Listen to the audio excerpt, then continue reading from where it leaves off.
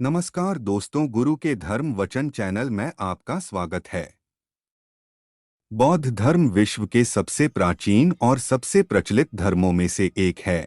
आज के समय में पूरे विश्व में बौद्ध धर्म के करोड़ों अनुयायी मौजूद हैं। बौद्ध धर्म की शुरुआत भगवान गौतम बुद्ध द्वारा की गई थी। भगवान बुद्ध की हजारों लाखों प्रतिमाएं आज पूरे विश्व में प्रसिद्ध है और इनमें से कुछ यूनेस्को वर्ल्ड हेरिटेज साइट की सूची में भी शामिल है। ये सभी प्रतिमाएं अलग अलग कलाकारों द्वारा बनाई गई हैं।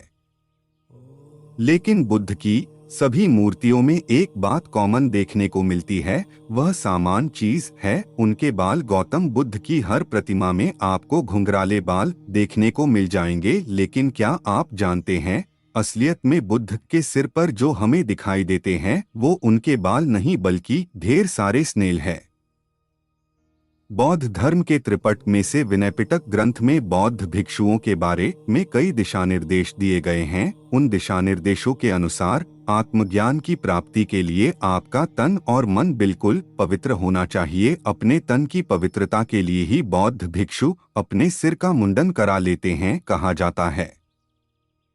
सिद्धार्थ गौतम ने राज्य का त्याग करते समय अपना मुंडन करा लिया था। इस बात से साफ जाहिर होता है कि गौतम बुद्ध भी आज के भिक्षुओं की भांति ही गंजे हुआ करते थे और आज के समय में जो उनकी मूर्तियों के सिर पर आकृति बनाई जाती है वे उनके बाल नहीं हैं।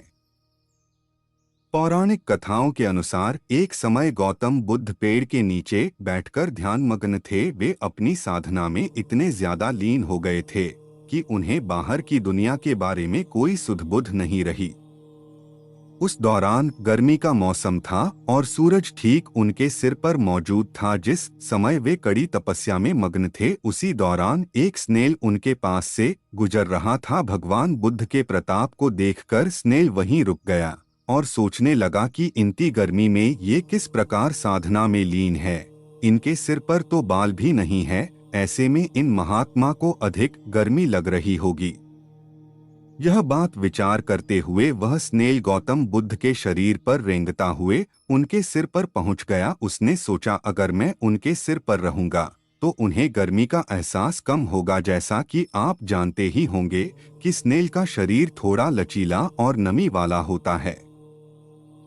स्नेल को पकड़ने से ठंडक का एहसास भी होता है। एक स्नेल को ऐसा करते देख कई स्नेल उसके पीछे पीछे गौतम बुद्ध के सिर पर चढ़ गए। कुल मिलाकर 108 स्नेल ने बुद्ध के सिर को पूरी तरह से कवर कर लिया था। भगवान बुद्ध को आत्मज्ञान की प्राप्ति में उन 108 स्नेल्स का अहम योगदान माना जाता है, जिन्होंने अपनी जान देकर उन्हें गर्मी से बचाने में मदद की थी।